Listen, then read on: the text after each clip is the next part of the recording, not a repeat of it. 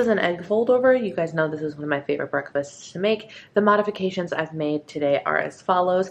Instead of a mission tortilla wrap, while I've been in Florida, I've been using the flat out bread or the flat out flatbreads, and I really enjoy them. They are 60 calories, and I can't remember exactly. I threw the wrapping paper away already, the packaging, for how much fiber is in here, but there's like 12 grams of fiber, 11 grams of fiber, something like that. One thing worth noting, it is very likely, and I have not actually done the calculation for this product specifically, but macro math means that if you're tracking your macros, you might find a discrepancy between your calories and your macronutrients when you use a product like the flat out bread, because companies like to subtract the fiber calories from the overall calories, which there's arguments as to whether or not you should or shouldn't do that, but the reality is diet type companies do it because it makes the calorie count smaller, which looks better on paper, right? So this may be closer to 100 calories instead of actually 60 calories. Either way, it's delicious, it's filling, I love it. Instead of regular eggs, I have Publix brand egg beaters today, 4 servings for 20 grams of protein and 100 calories, 1 slice of Velveeta processed cheese product for 35 calories, and like roughly a tablespoon and a half of salsa. It was all that was left in the container. And then I have 46 grams of mashed avocado that I put some everything bagel seasoning in and spread on the tortilla. Good morning. Happy Tuesday. Welcome to a new week, a new day, and a new day in my life vlog. For those of you that are new, my name is Brianna. Hello, I am the diva behind Diva and the Divine and your healthy-ish homemaker. And whether you're a returning subscriber or brand new, I'm so glad you are here today to follow along with me as I go about my day in South Florida, snowbirding, making healthy choices, and just trying to reach my goals in a day is basically what we're doing today. Today is Tuesday, but it actually feels a lot like a Monday because yesterday was Martin Luther King Day, and my husband actually had the day off, which I'm so not used to for MLK Day. Ever since my husband switched jobs, he's been getting a couple extra days off here and there for holidays he wouldn't normally, which has been lovely to discover. So yesterday kind of felt like an extended weekend day just because he was home and he was available, which was really nice, especially after the week that he was gone for business travel. So we just kind of sat and caught up and spent time together as a family because we're here with my in-laws in their home in South Florida. And now it is back to the grind, back to business on this Tuesday that feels like a Monday. My to-do list today gets to be a very personal to-do list, which is lovely. I don't even have to run to the grocery store in an urgent manner. I'm probably still going to go today, but we still have food left over from yesterday and from the weekend, which includes grandmother's chicken and noodles because we go to grandmother's for lunch every Sunday. And we also have pizza. We ordered pizza last night because our meal plan that we originally thought we had fell through. Doesn't matter, it's fine. So because I found out that we weren't having this food delivered at like 4 p.m., we were like, shoot, I don't have time or the desire or to meal plan and figure out what the heck to eat. The chicken is still frozen. What are we going to do? So we ordered pizza from our favorite pizza place down here, which is completely fine. And later on today, I will actually show you, for people who are on a weight loss journey or tracking their food, the way that I prefer to track my pizza, because pizza is one of those foods that's just so incredibly difficult to track. But for now, I'm actually going to do my first weight training workout that I've done in a while. I don't know why I can't get in the groove. I feel like I can't get in the groove with anything here, which makes things incredibly difficult. Because on the one hand, I'm like, I should go home. We should go back to snowy and cold Minnesota because at least there I'm in complete control and I have my routine and everything is 100% my responsibility or my actions causing things to happen, right? Whereas here, for example, I even just told my mother-in-law this morning as I was talking about how I'm trying to structure my days. I was like, the reality is if I want to work out and I want to get steps on the treadmill, I gotta wait until you're out of your bedroom, which is usually late for her. She doesn't surface until 10, 11, sometimes noon, and your girl likes to get her working out done early if at all possible.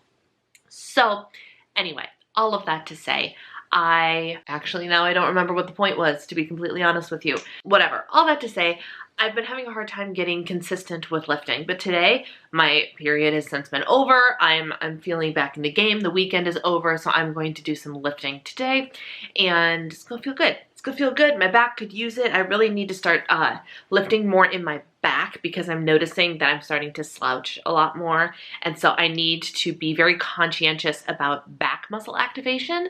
So I'm going to work on my back today and do some stretching. And then instead of actually going on the treadmill, my husband overheard me talking to my mother-in-law and he's like, why don't you walk outside? It's not overly hot today. It's not too cold today. Go outside and get away from your screen. And I hate to say it, but he's right. So I'm going to go for a walk today. There's a nice loop that I can either do that's 1.1 miles or 1.6 miles. So depending on how I'm feeling, we're going to go get some sunshine and a walk in and some weight training. And I'm going to share with you what I ate today. So welcome to my day.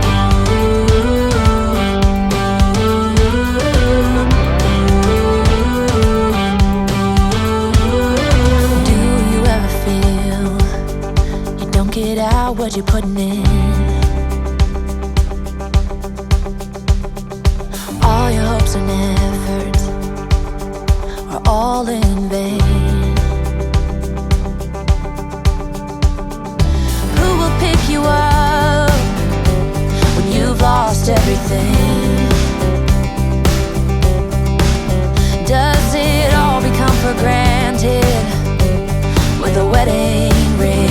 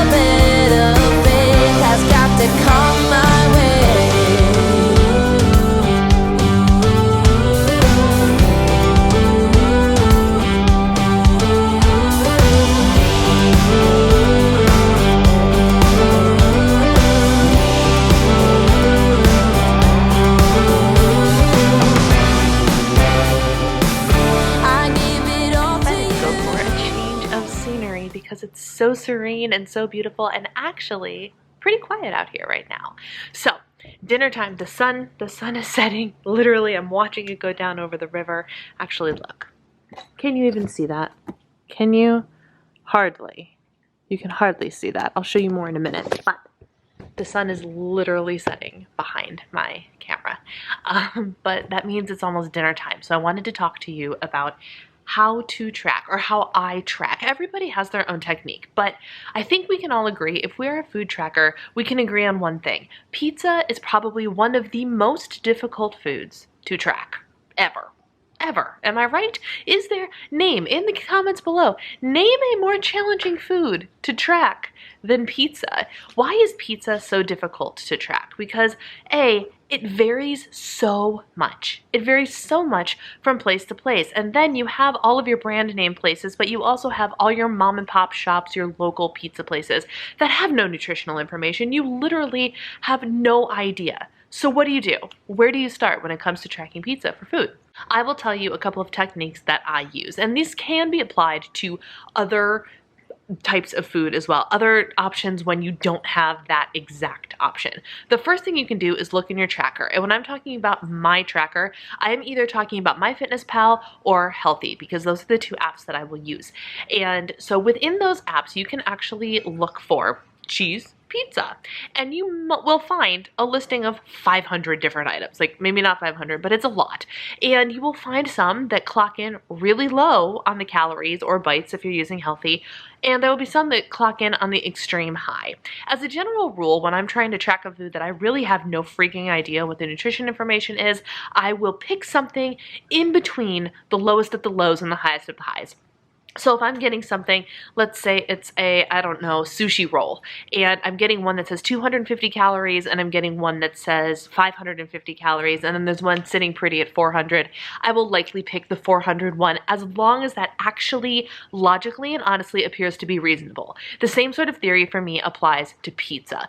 But another thing that I will often do instead, especially now that pizza and customizable pizza and chains of customizable pizza have become more mainstream, I take advantage of that and use it even when I am not having mainstream brand name chain pizza, right?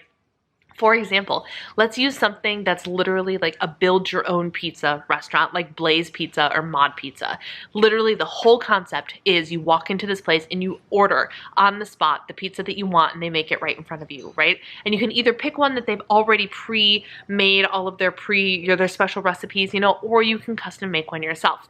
I know Blaze for sure, you can go on their website and actually construct a pizza and get the nutrition information for said pizza that you're building down to the ingredient. So what I will often do, especially when it comes to thinner crust pizza, like the pizza that I am having for dinner tonight, I will go to blazepizza.com and I will make a pizza that looks like the pizza that I am eating. And then I've had Blaze Pizza before, so I know they're 11 inches. So I have a rough idea in my head and on my plate even what the size of the Blaze Pizza is going to be. And I can use that as a rough guideline for how much of an 11-inch Blaze Pizza am I actually eating. Is it like 2/3 of the pizza? Is it half of the pizza? And then I can use the nutrition information from the pizza that I built, which for today will either have pepperoni on it, be just cheese, be an extraordinary meat pizza, which I don't think I'm going to have tonight, or my personal favorite, the pizza that I have the most is Hawaiian pizza, which is of course pineapple and ham. Let me know in the comments below, does pineapple belong on pizza? I know this is a very highly controversial topic, but alas, I am somebody who loves pineapple on pizza. I love it. I don't care if I'm wrong. If loving pineapple on pizza is wrong, I don't want to be right. I love it. So I will be having pineapple pizza this evening. So what I can do is I can go and construct the pizza that looks the most like what I'm going to eat, determine the serving size of the pizza that I'm going to eat, put the nutrition information for the Blaze Pizza in my tracker, and adjust the serving size accordingly. Now, is this a perfect science? No, it's not a perfect science. Is there a chance that it's going to be off? Yes, there is. But when it comes to tracking, the answer is always tracking something is better than tracking nothing. So I'm not going to sit there and go, oh, I'm having pizza tonight and I don't have a freaking clue, therefore I'm not going to track it, because you could have 600, 700, 800 calories literally going unaccounted for, and that is much more dangerous than being like, you know what? I'm going to track 550 calories worth of pizza because that's what I came up with in my little calculation. And yes, there's a chance that maybe you ate 700 calories instead of 550, but at least you have over half of those calories accounted for. We need to stop worrying about rigidity and perfection when it comes to tracking and adapt the tracking something is better than tracking nothing mindset, because we just need to be held accountable. When we are tracking our food, that's literally what we're doing. We're gathering data on the amount of calories and the amount of macronutrients that we are consuming, and so we can have a better understanding of what we're doing. And that will also help keep us accountable for what we are doing. Studies have shown, and this is an old statistic now, I don't know what the current statistic is, but back when I worked for Weight Watchers in 2013, the statistic was the simple act of tracking your food can reduce the number of calories you consume by 30%.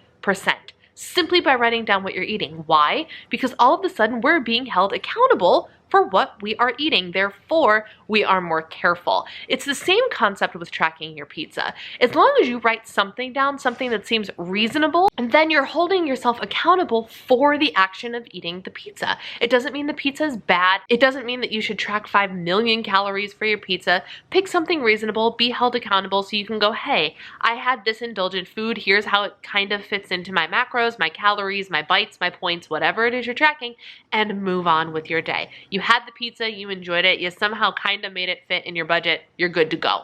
And that's how I track pizza. That's how I track all of the things that I'm really unsure how to track. In other news, the sun is now gone. I have sat here and talked to you through the entirety of sunset, which admittedly only lasts a couple of minutes. Once you get it started, you can literally just watch that little ball of fire go down. It's beautiful. It's a gorgeous place to film right out here. I'm not going to lie to you. But as you saw earlier, I made some banana bread. I made my banana bread, which is technically my sister's banana bread recipe, which may or may not be from a Betty Crocker cookbook. I don't actually know. However, I made half of the banana bread with no chocolate chips and then half with chocolate chips. I taste tested both. They're delicious, they're lovely. And I even had to substitute baking powder for baking soda. Fun fact, with a little research, you too can figure out why exactly we use baking soda and baking powder and what the difference is, and if necessary, how to substitute them and in what proportion. So I learned a little bit about the chemistry of baking today, which I actually found very, very valuable. But the baking soda or the baking powder substitution worked because we had fresh baking powder and really, really old baking soda. I was like, I'd rather use the fresher ingredients, thanks.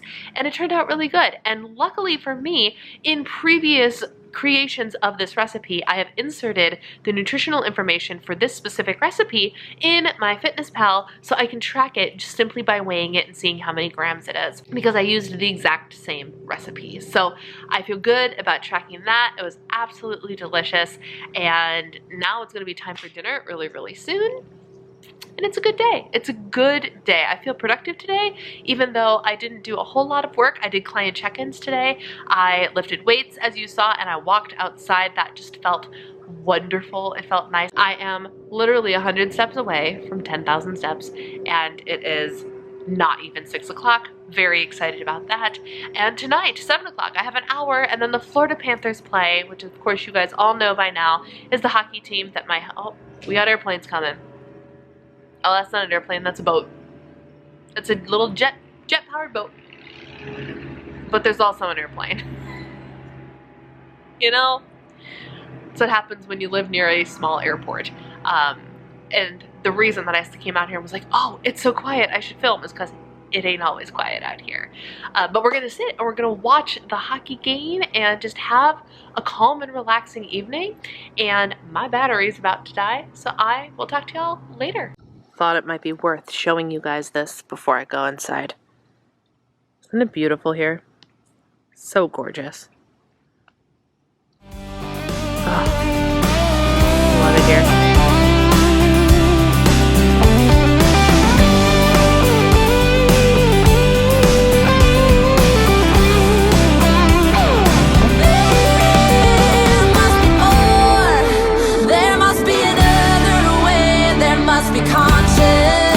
Different things in different ways.